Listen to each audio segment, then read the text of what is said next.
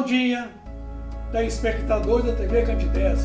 É com muita alegria que nesse sábado, por esta manhã, o programa Nova Era, que é uma coprodução do CEP, Centro de Estudos e Pesquisas Espíritas, uma realização AME, Aliança Municipal Espírita de Óbidos.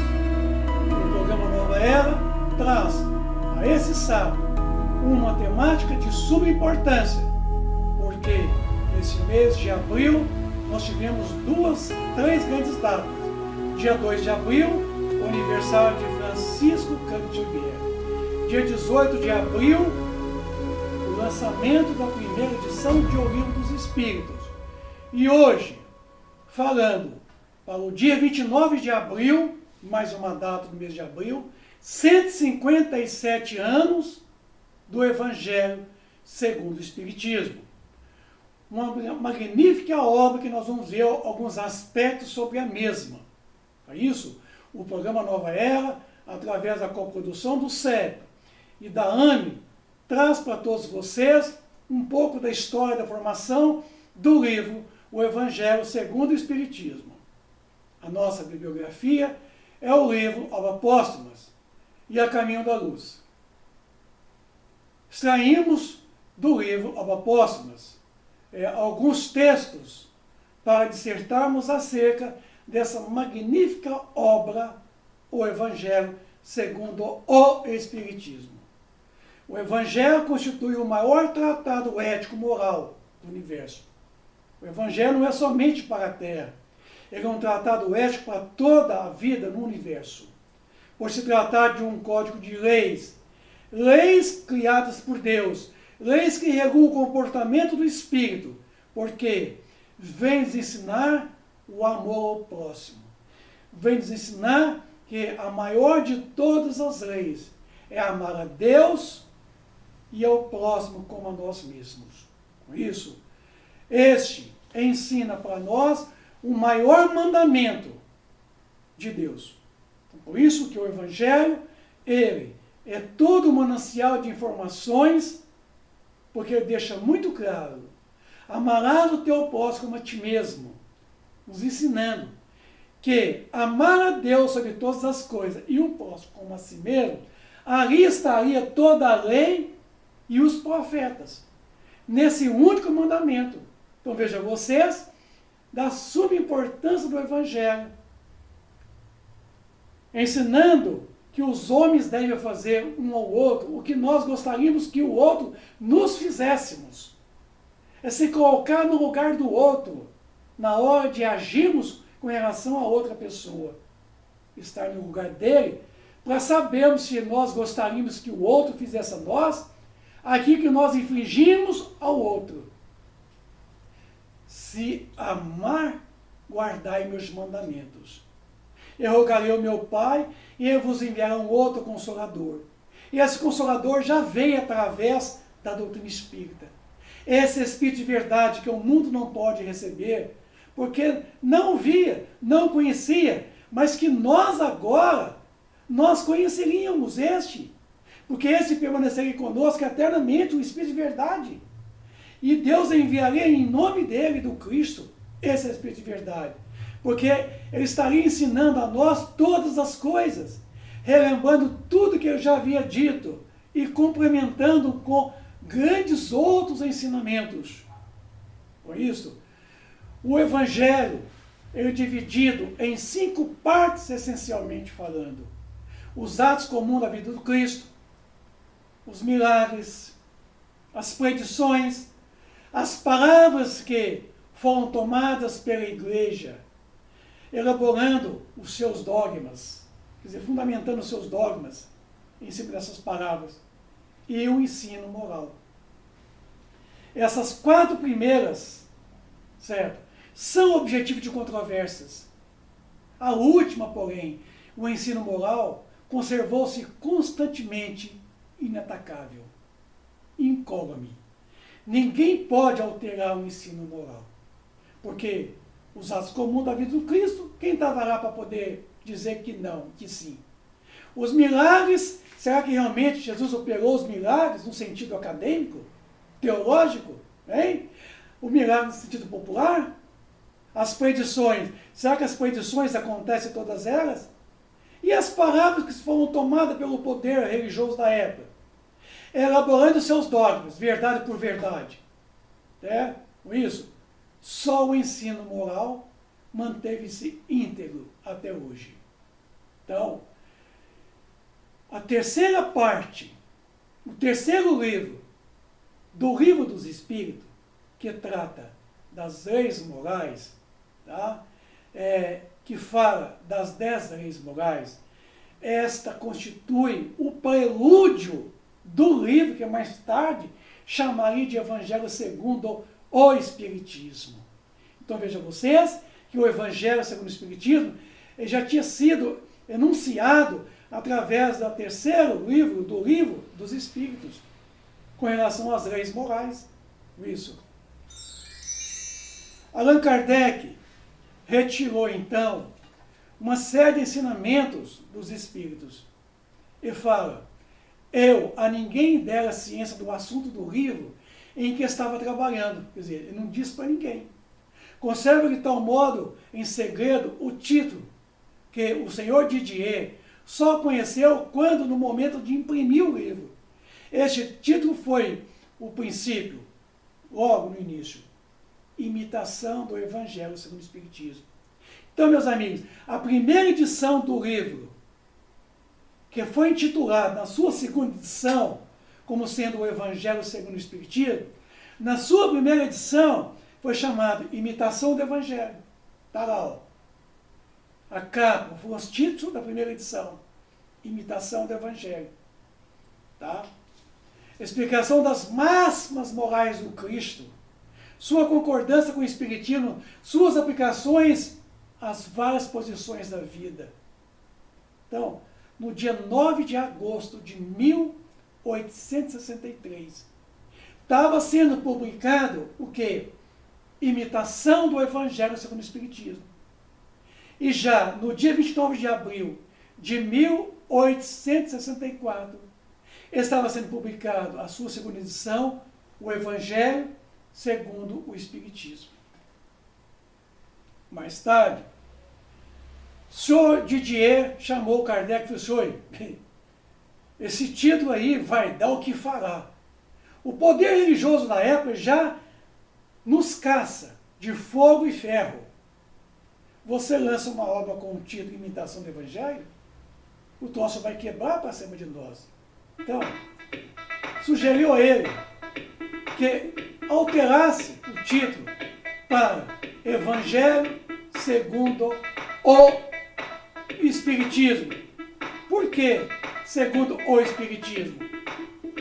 O artigo definido é muito importante, porque aqui é o Evangelho de Jesus, que foi subtraído 4 primeiras partes, e só foi adotado a última parte, o ensino moral, segundo o ensinamento dos Espíritos, em toda a sua essência do Evangelho, o ensino unicamente moral.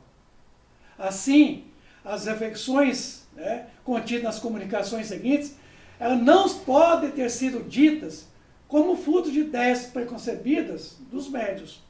Sabe por quê? Porque o Kardec teve a ajuda de um grande médium chamado Senhor D.A. Quer dizer, o nome daqueles médios da época da codificação, a maioria são abreviados. Eu acho que isso era para poder criar assim, um certo sigilo, uma certa cautela em não revelar realmente a identidade verdadeira dos médios.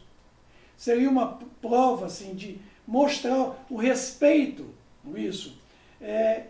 Mas tá abreviando seria talvez um cuidado de Allan Kardec.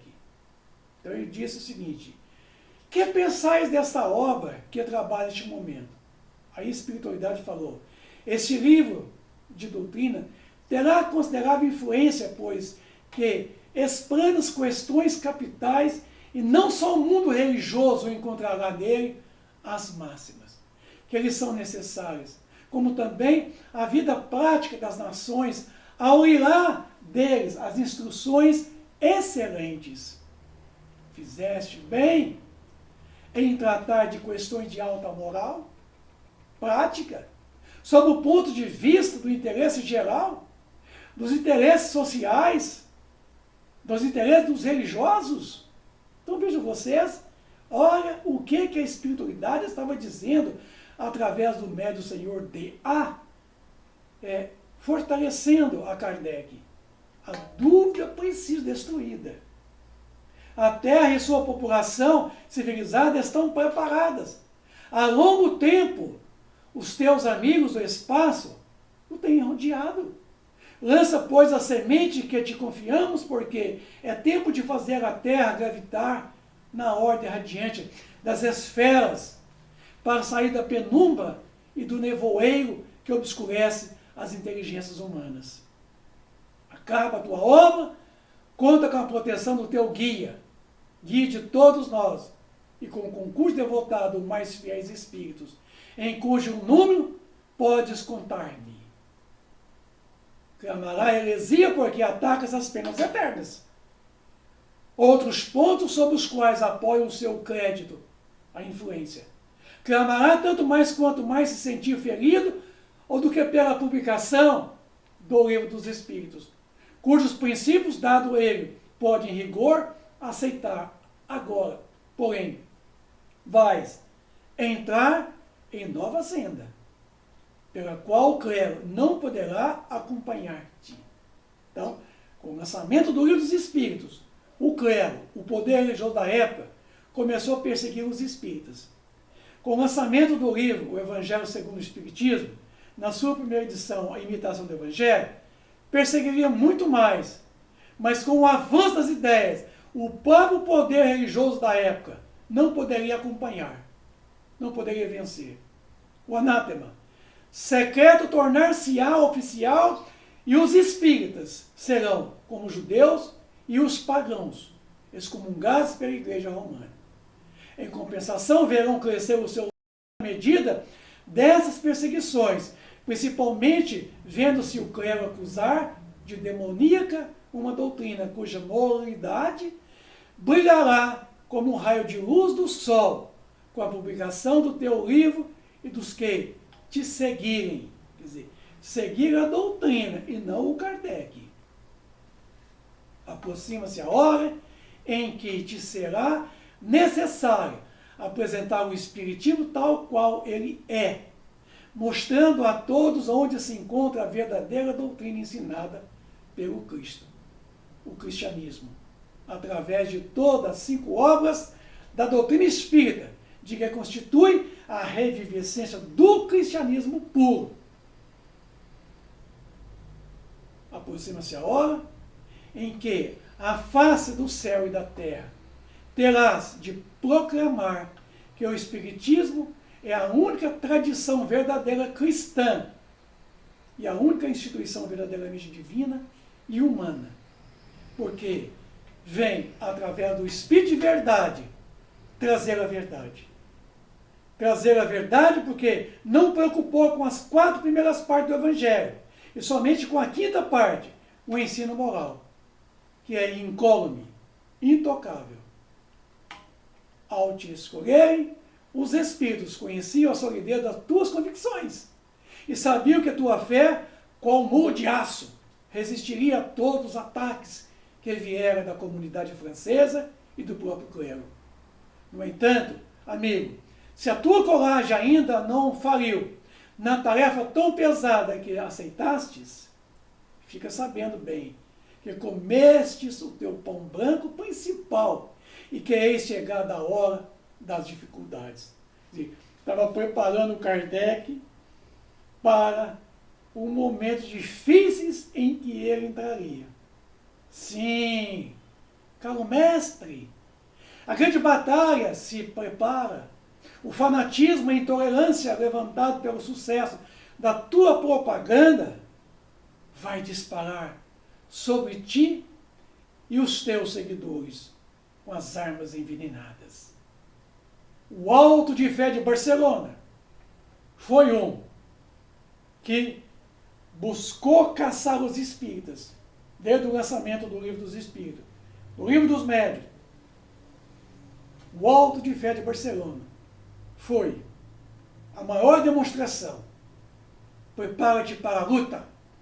Tenha, porém, fé em ti, como tu tens fé em nós. E sei que a tua fé é da que transporta as montanhas. Quer dizer, tira as dificuldades do caminho e faz caminhar para sobre as águas. Coragem, pois, a que a tua obra se complete. Conta conosco e conta, sobretudo, com a grande alma do Mestre de todos nós, que te protege de modo muito especial, muito particular. No dia 14 de setembro veio essa mensagem. Tinha solicitado para mim uma comunicação sobre um assunto qualquer e pedi que me fosse enviada para o meu retiro em Santo Andrés.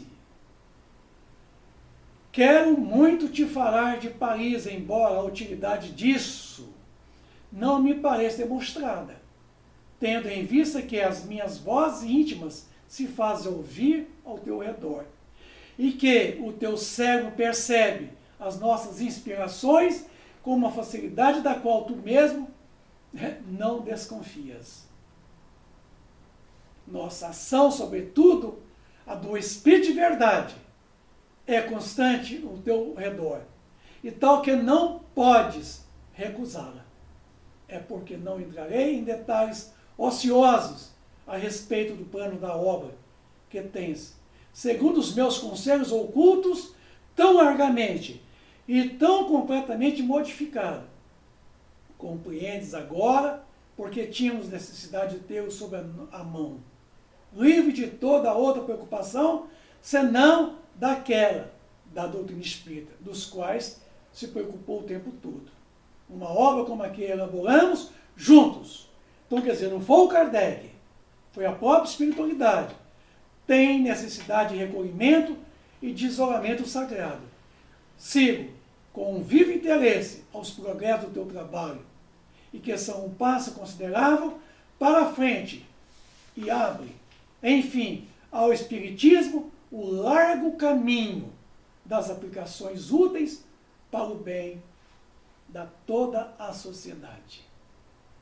Com esta obra, o edifício começa a se livrar dos seus alicerces, e já se pode entrever a sua cúpula se desenhar no horizonte. Continua, pois, sem impaciência como sem cansaço. O monumento estará acabado na hora fixada. Já nos entretivemos com questões incidentes do momento, quer dizer, com questões religiosas. O Espírito de verdade falou-te das revoltas que ocorrem nesta hora. Essas hostilidades previstas são necessárias para manter desperta a atenção dos homens, tão fáceis em que se deixar desviar de um assunto sério.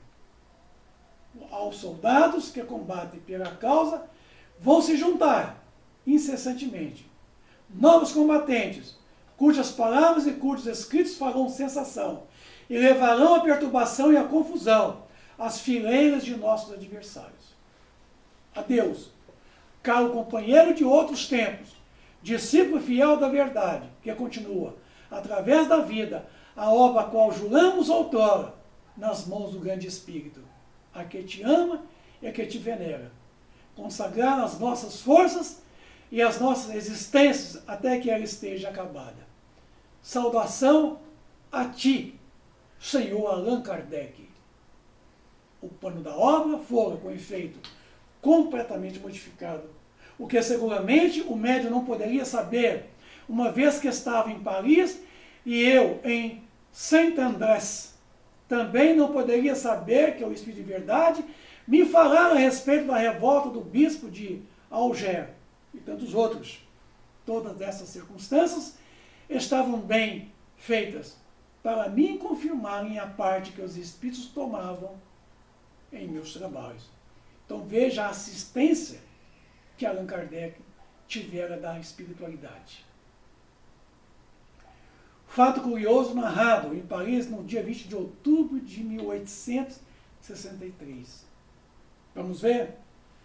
Senhorita V, natural de Lyon, é dotada de uma notável segunda vista, conseguindo não só ver os espíritos, né, no seu estado normal, sem que esteja sonambulizada, como também observar com grande precisão os fatos que desenrolam à distância, a faculdade do sonambulismo, chamado médio sonâmbula. Uma vez em Paris, onde veio passar alguns dias, deliberou visitar-me na rua Sainte-Anne, tendo encontrado minha esposa, vez que, desde meu retorno de Saint-Andrés, me havia eu retirado para Segur, a fim de, com mais tranquilidade, trabalhar em minha obra sobre o Evangelho. Nosso encontro foi impossível, em vista de ter a senhorita empreendido viagem de regresso ainda naquela tarde. Mas durante a conversa com minha esposa, diz-lhe esta, uma vez que não podeis avistar-vos com meu marido, o que é muito lamentará, não poderiam transportar-vos em espírito até onde ele se encontra? E vê-lo, por um instante, recolheu a senhorita e lhe disse, sim, vejo, acha-se num aposento muito iluminado, no pavilhão térreo.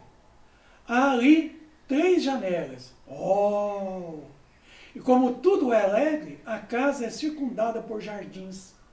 Tudo respira calma e tranquilidade. Ele está sendo sentado próximo a uma janela, trabalhando. Está cercado por uma multidão de espíritos, que ele conserva a boa saúde, alguns a que parecem muito elevados, e o inspiram, e um deles principalmente parece ser superior a todos os demais, sendo-lhes objeto de deferências.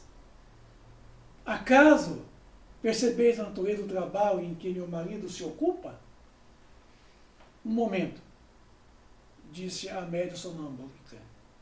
Vejo um espírito que segura um livro de grandes proporções. Abre-o, mostra-me. O que me acha escrito? Leio Evangelho. O Evangelho. O livro, o Evangelho. Aberto. Então a médium viu nas mãos de uma entidade espiritual um grande livro aberto, escrito Evangelho. Tal fato constitui-se para mim uma prova de interesse que os espíritos tinham por este trabalho, bem como da sua assistência que a mim dispensam e a minhas atividades. Aí, meus amigos, 9 de agosto de 1863, imitação do Evangelho, que segundo a orientação do senhor Didier, que mudasse o título para, então, o Evangelho segundo o Espiritismo, publicado no dia 29 de abril de 1864, trazendo a explicação de todas aquelas máximas morais que havia ensinado por Jesus. Sua concordância com o Espiritismo, quer dizer, com o ensino dos Espíritos, suas aplicações às várias posições da vida em sociedade, certo? As questões morais, as questões espirituais, a vida futura, a pluralidade das existências dos mundos habitados, as penas e gozos futuros. Aí, a revista de abril de 1864 nos fala o seguinte: abstendo-nos de qualquer reflexão sobre esta obra, limitamos-nos a extrair da introdução a parte que eu indico seu objetivo. Tá? Aqui, acrescentamos, aconselho com assistência dos bons espíritos, um desenvolvimento de cada proposição, até mesmo da própria oração dominical. A propósito da imitação do Evangelho, está lá em Revista Espírita de dezembro de 1864, tá? Da importância, né, de alterar o título de imitação do Evangelho. E aí, o Evangelho segundo o Espiritismo, Allan Kardec, terceira edição, revista, corrigida e modificada, já estava no prelo, para aparecer em poucos dias. Então, essa edição foi objeto de um remanejamento completo da obra, em que se torna sua leitura e as buscas mais fáceis. O livro Evangelho segundo o Espiritismo é a obra mais magnífica de toda a doutrina espírita, pois se trata de um código de ética universal trazido pelos Espíritos, restabelecendo todo o Evangelho de Jesus Cristo, nascido na Palestina há 2000 anos atrás. Toda a explicação das máximas contida, desde a primeira edição, seguindo da segunda edição, e até hoje mantém-se incólume. Então veja bem que o Evangelho segundo o Espiritismo, ele é uma revivescência do cristianismo puro. Ele é um tratado de ética universal. Por quê? Ele é composto de partes muito importantes. Tá? Uma introdução, contendo 4 capítulos, numerados em algarismos romanos, tá? Trazendo os objetivos da obra, da autoridade da doutrina espírita, o controle universal do ensino dos espíritos. Notícias históricas, certo? Notícias de Sócrates, Platão, trazendo todo o ensinamento socrático, isso, precursores da ideia cristã e do espiritismo. Ali, Sócrates, como sendo os maiores precursores da doutrina e do próprio Evangelho, redivivo através de toda a doutrina espírita. Platão, seu grande continuador, nos traz grandes e belos ensinamentos de todas as grandes figuras daquele tempo. Somos compelidos a destacar grandiosas figuras de Sócrates e Platão, da antiga filosofia protaica, socrática. Falando sobre Deus, inteligência onipresente, onisciente, onipotente, absolutamente invisível aos homens, que Deus é a inteligência suprema, causa primeiro de todas as coisas. Falando da alma, que participa da sua natureza espiritual, que é dada por Deus, isso. Fala só da união da alma e do corpo, que a alma é a essência do corpo, que tem a natureza das ideias. Para o Espiritismo, a alma é o espírito encarnado. Para progredir no mundo material, sofre todas as limitações que a matéria impõe ao espírito mortal. Esse espírito imortal. Sobre a reencarnação, só que Platão fala demais sobre a reencarnação, o tempo todo. Justamente nessa parte, logo do início do livro, Evangelho segundo o Espiritismo. Fala sobre a justiça, da lei do amor, da justiça, da caridade. Fala sobre a riqueza, da fortuna. Porque para o Espiritismo a riqueza é uma prova mais difícil do que a pobreza. Porque pode provocar o apego aos bens materiais e dificultar o acesso aos bens espirituais, que é intrínsecos. Sobre o caráter do homem, certo? Fala demais de que é pelos frutos de que se reconhece a árvore. A meta. Fala da meta. O cristianismo e o espiritismo ensinam a mesma coisa. A verdadeira vida está no plano espiritual. A vida espiritual. Pensamento socrático. Quando me descerem à sepultura, creio que, então, a enterrar-me é apenas o corpo, não a alma. Então Sócrates tinha uma certeza da imortalidade da alma.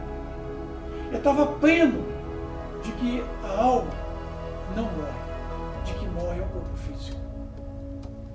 Reunimos nessa obra os trechos que podem constituir, propriamente falando, um código moral universal sem distinção de cultos. O essencial era colocá-los ao alcance de todos, pela explicação das passagens obscuras e pelo desenvolvimento de todas as suas consequências. Foi o que procuramos fazer com a ajuda dos bons espíritos que nos assistem. Então assim, meus amigos, o Ideal Espírita do programa Nova Era. Aqui nós encerramos a primeira parte do estudo do livro O Evangelho segundo o Espiritismo, nos seus 157 anos de publicação.